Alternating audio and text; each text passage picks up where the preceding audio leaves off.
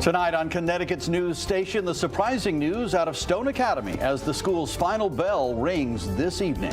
And Huskies make some noise outside the governor's office after reports on the governor's budget proposal. UConn students head to the Capitol. The governor responds to them tonight. And a young child and 2 adults found dead in their Brooklyn, Connecticut apartment. Will have the latest details tonight. Breaking news now on Fox 61, Connecticut's news station. Beginning tonight with breaking news out of Stone Academy. Thanks for joining us for the news at 11. I'm Brent Harden. And I'm Sarah Sanchez. It seems students there actually attended their last day of class tonight. Just yesterday, it was announced the school would close over these several non-compliance violations, but students were told they'd have at least a few more weeks to wrap up instruction. Now, the Office of Higher Education confirming for us that today was the last day of classes and that staff at Stone Academy will be on hand to help students until February 24th at 5 o'clock. Fox 61's DeAndrea Turner joins us live in East Hartford at one of those campuses after talking to students about what's next for them. DeAndrea, what are you hearing? Hi, you guys. Well, yesterday and today has been a very confusing day for these students, but I'm going to back up a little bit to October of last year. That's when all of this started, when Stone Academy was coming up for its renewal. During that time is when they found those 8 different compliance violations. Now, in January, the Office of Higher Education brought the school to a compliance conference. Now, soon after that, which was last Monday, they sent a letter to OHE saying that they are going to shut the schools down. Now, as of right now, as to what happens next, OHE tells us they must review and audit every single transcript before students can enroll in other schools or get refunds. My mother passed away Tuesday, February 7th, and she wanted me to finish nursing, so I'm trying to, do this. Hundreds of students from all of their campuses got the same email Tuesday afternoon that all 3 of their campuses, East Hartford, West Haven, and Waterbury, will be closing. Many of them reporting to their final class Wednesday evening. The Office of Higher Education says that Wednesday was the last day of classes, then they are closed. They never told us that our clinicals would not count. We took time away from our families, our children, work, everything, and now they're telling us we can't graduate. Stone Academy sent a letter to the Office of Higher Education Monday saying that they were closing down after numerous compliance issues were uncovered. Now the institution has days remaining until they close their offices for good. The transcripts will be turned over to our office, and then we will sort of vet the transcripts through our auditing process, and then we will make the transcripts available to students. OHE says that they will be paying for a professional audit because Stone Academy refuses. We need an audit, a professional audit, so that we can guarantee that if we're returning money to people, that it's accurate, and an accounting firm has sort of certified that. Now, there were at least 1,500 open nursing positions across Connecticut. State Senator Saadan Rah, who is also a physician, says that this could worsen the need. Connecticut needs nurses like they need oxygen, because in our healthcare systems, we are in trouble without having top-notch nurses in all fields. Now, OHE also tells me that they have 3 different schools that they can go to now that they could be accepted to if they wanted to transfer. It's Chester, Lincoln Tech, and Griffin Hospital. They also tell me that they hope to have an auditor secured by this Friday. In East Hartford, DeAndrea Turner, Fox 61, Connecticut's news station. All right, hope something gets worked out for all those students. DeAndrea, thank you. A budget battle between UConn and Governor Lamont taking center stage at the state capitol today. Hundreds of students rallied and spoke out at a public hearing against the governor's proposed budget, arguing it does not include enough funding for the university. Fox 61's Gabby Molina was at that public hearing tonight. She joins us now live at the Legislative Office Building in Hartford with more. Gabby. Brent, that public hearing is still going on in these doors behind me. It has been for the last 6 hours, and we have heard from different students and faculty from schools around the state, but it was people from UConn that showed up in big numbers to urge lawmakers not to pass the governor's budget as he proposed it. UConn students are hoping their voices are being heard. speaking to state lawmakers Wednesday about the need for more funding than what Governor Lamont's proposed budget is offering. We're concerned that this budget simply does not provide the funding that the university requires to ensure that all of us as students have the opportunities that we need to be successful. Students left stores to spend the day in Hartford, first rallying outside of the state capitol, and then participating in a public hearing held by the Appropriations Committee. And I urge you to please continue to support UConn. According to UConn's president, the proposed budget would leave the university with a shortfall of about $160 million next year, and that funds from the state would not cover salary increases already agreed upon by the state and state employee unions. For students, that could mean higher tuition, potentially $3,000 more a year. I think it's definitely disappointing, and we're waiting to listen to see what legislators have to say, to see what the governor has to say moving forward, and we're respectful of the fact that this is a difficult decision and there are a lot of moving parts. Governor Lamont argues that he's not making cuts to the university's budget, but rather increasing base appropriations. We've increased funding for UConn every year since I've been in office. It's up about 30% baseline since 2019. I think they got some misinformation. I think they were told that we're cutting funding for University of Connecticut, and that implied a lack of commitment for the kids and all the amazing things we're doing at UConn. But the university says it's not enough to cover costs. The governor argues that's because it's losing temporary COVID-19 relief funds, while students argue the state should be doing more to help. The bottom line is we have less money to work with than we previously did. Now, this is just the very beginning of this process. Lawmakers are going to make changes to the governor's budget and propose their own. Live in Hartford, Gabby Molina, Fox 61, Connecticut's news station. Thank you, Gabby. Chief Meteorologist Rachel Frank joining us now with a quick check of the forecast. After warm weather, it seems like it's going to get even warmer, Rachel? It's hard to wrap your mind around that because today was about as warm as it gets for this time of year, right? High temperatures pushing around 60 degrees in some towns.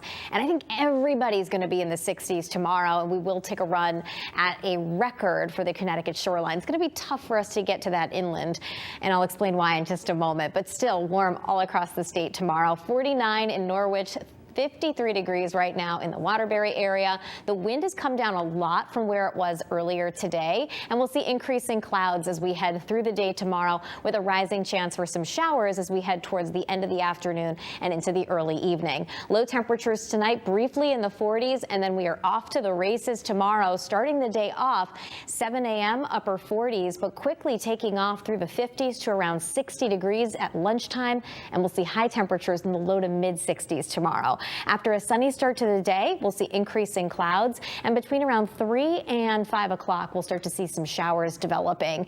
That rain will continue off and on into your Friday, followed by some cooler temperatures for this weekend, but still above average. We'll explain your full forecast coming up. Rachel, thank you. We have breaking news from El Paso, Texas now, where there's been a shooting inside a mall, and we know tonight at least one person is dead in that shooting. Fox 61's Ben Goldman is in the breaking news center with what we know. Ben. Sarah Brent, police say one person has been killed. 3 other people have been wounded in a shopping mall shooting out in Texas. This happened at the Cielo Vista Mall in El Paso, Texas. According to police, they say that they have one man in custody, but they do believe that there may be one more suspect on the loose still tonight. Police did not comment on a possible motive. They didn't provide any details on the conditions of the 3 victims who were hospitalized. The mall is immediately next to a Walmart where a shooting in 2019 killed 23 people and left nearly 24 more injured. This is all a developing case tonight as police continue to search for that second suspect. We'll keep you up to date with the latest on air, online, and on Fox 61 Plus. I'm Ben Goldman, Fox 61 News, Connecticut News Station. All right, Ben, thank you. We have developing news out of Litchfield County, where a car crashed into a building tonight, causing serious injuries. It happened near the intersection of Peck Street and Route 202 in Torrington. Police say a medical helicopter had to be flown in for a 70-year-old woman who was injured. Route 202 was closed for a few hours while the cleanup was done. And still developing in Brooklyn, a young child and 2 adults are found dead inside an apartment. Police arrived to this apartment on Middle Street last night. Though no names have been officially released by police, several neighbors tell Fox 61 a couple and their 5-year-old son live in that home. Neighbors in this tight-knit community are struggling to make sense of what happened. It was unreal because I didn't believe it would happen in this area, but it did. It's traumatizing. Yeah. The superintendent of schools in Brooklyn says the child was not in their school system, but the school is making counselors available for anyone who may be impacted by the loss. New Haven police have made an arrest in the homicide of Ernie Negroni Feliciano Jr., who was killed last December. Police say Ernie was sitting in a car on Saltonstall Avenue when Miguel Reynoso drove by and recognized him and then came back and shot him. He died the next day. At a press conference today, Ernie's father thanked police for their support. I just wish my son was here so he could see how much he got, how much love he got and support from his friends and family. Now, Reynoso also faces firearms charges. The chief says he was on probation at the time of the murder for an assault charge. He's now being held on a $2 million bond. We have much more coming up here on the news at 11. Misery and heartbreak out of Michigan tonight as students come together to mourn their 3 classmates. And could a peanut-shaped roundabout help cut down on car crashes in one New Haven intersection? Well, officials seem to think so, but why not just add a traffic light? We'll take a look next. In New Haven, the city's first peanut-shaped roundabout. It's at the corner of Chapel and Yale Avenue. City planners say this was a very dangerous intersection with more than 50 crashes over the last 3 years alone. Fox 61's New Haven County Bureau reporter Julia LeBlanc tells us why a roundabout and why peanut-shaped. Accidents, lots of accidents, crazy driving. Pat Sievertson has lived in this neighborhood for more than 4 decades, and she says this intersection connecting Chapel Street to Yale Ave is highly trafficked and even more dangerous. I was always very nervous about this intersection because you can't really see the cars, and especially in the summer with the shadows and everything. Those factors have led to 50 crashes here over the last 3 years, many of them pretty serious. Just ask Lieutenant Elliot Rosa. We can't have a cop at every intersection to help slow everyone down, and this formulation actually just works synergistically with the police department and the residents. Feels good, feels good. Introducing the city's solution, a brand new peanut-shaped roundabout. What do you think? Mayor Justin Elliker testing it out at the grand opening after about 2 months of construction. By using the peanut roundabout, it's sort of like behaves like 2 connected roundabouts. It actually allows you to enter, one side or the other at the correct angle. Giovanni Zinn and his team at City Hall started to plan this about 6 years ago when neighbors spoke up about the problem. It's part of a larger plan to cut down on crashes and deaths on the streets of New Haven. We're looking at all of our major city-owned corridors through the Major Corridors Project. We're doing a lot of speed humps. And even though infrastructure changes help, it's up to drivers to save lives. It's a matter of responsibility, right? I mean, if you're in a 4, 5, 6,000 pound vehicle, remember that it's your friends and neighbors that are out there, right? And those neighbors are hoping this peanut makes a difference. They're very cautious, and it would be nice if it stayed this way. We'll see. We'll see. I guess we will. All right, that was Fox 61's New Haven Bureau reporter Julia LeBlanc reporting. A Connecticut man has been sentenced for his participation in the January 6th Capitol riot. Take a look at security cam photos of Jeremy Bayoush of New London inside the Capitol. Bayoush was sentenced to 30 days in prison and 2 years of supervised release. He pleaded guilty back in August.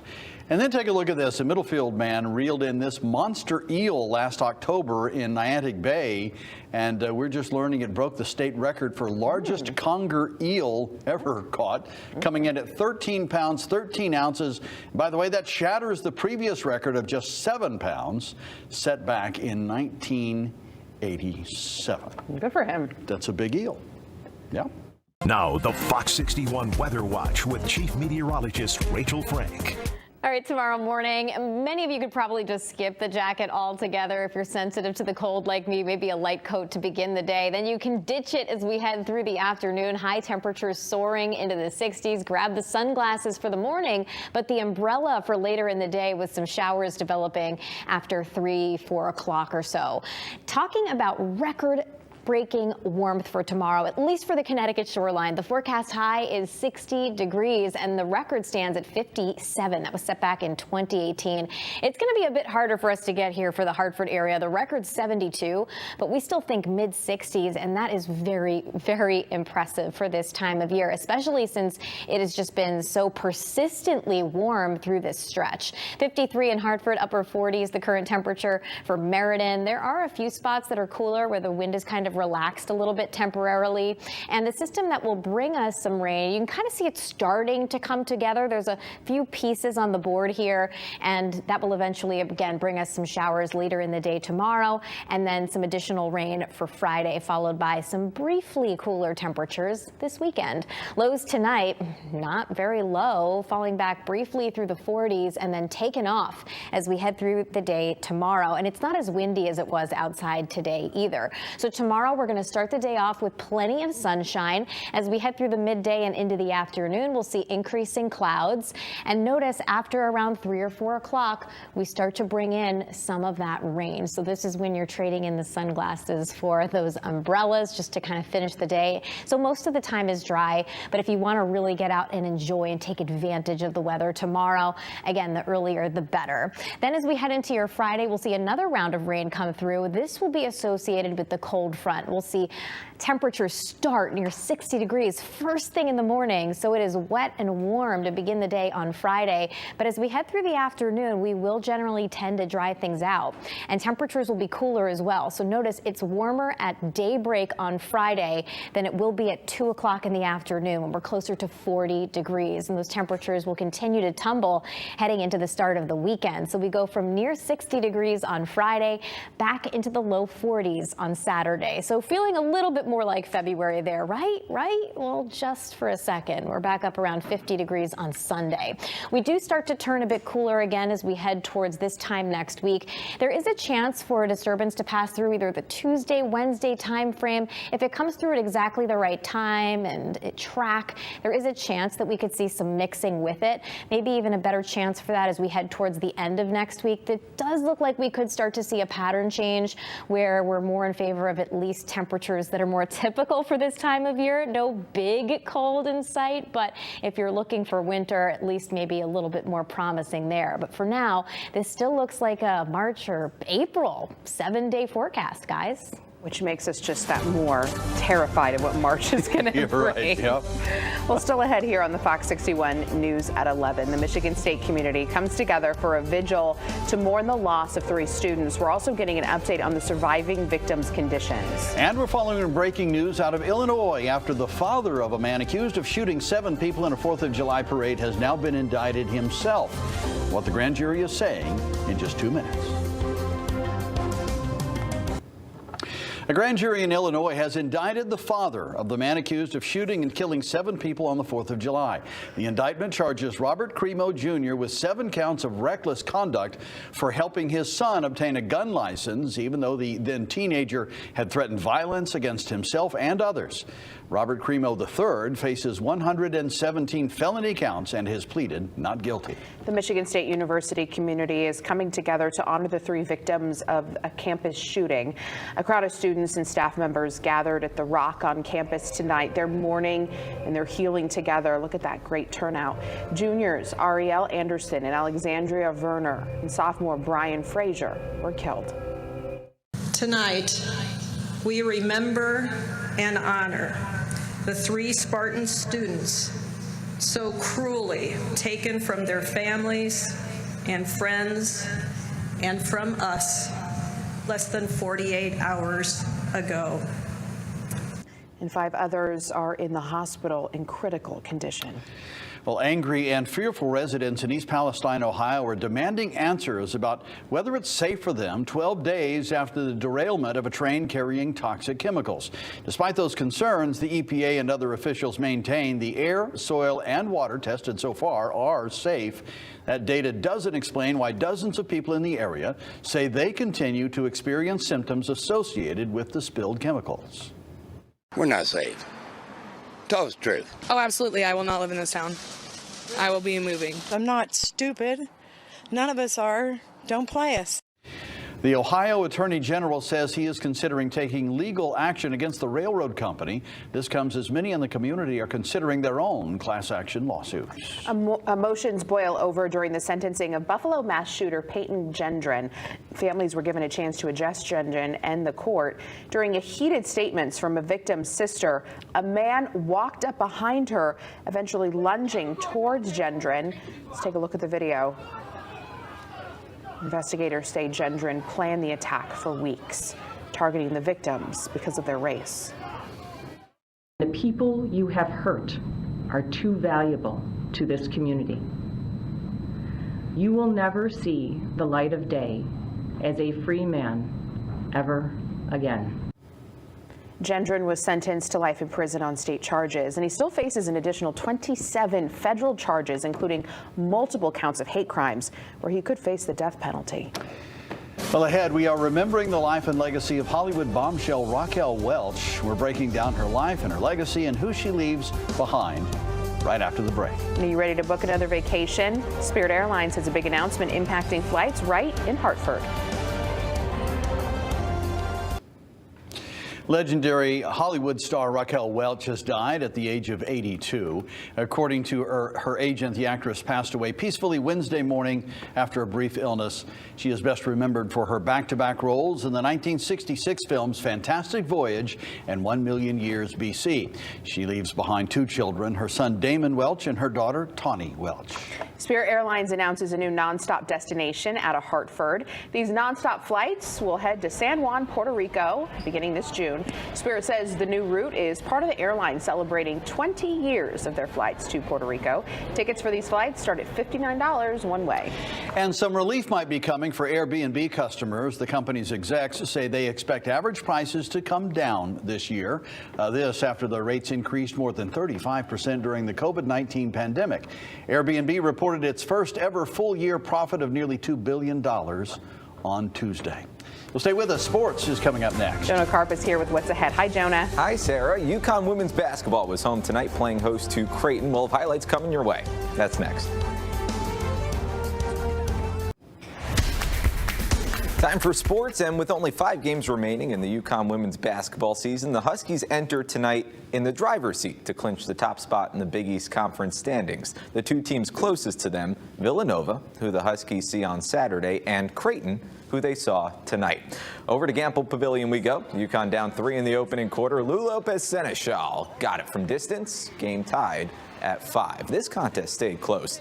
Not a game at 21 in the second quarter. Nika Mule has it. She dances and drives and lays it up and in to put the Huskies up 2. UConn would take a 2-point lead into halftime. Third quarter now, Huskies down 10. Lopez-Seneschal all the way to the rack.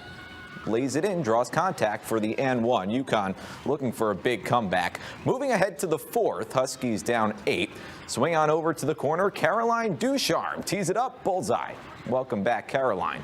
Deficit cut to 5. Fast forward, less than a minute to play. Lopez-Seneschal, long 2, bucket. That ties it at 60. Caroline Ducharme would hit 2 free throws to give UConn a late lead, and that would be the difference. A resilient come-from-behind win for the Huskies. 62-60, the final score over Creighton.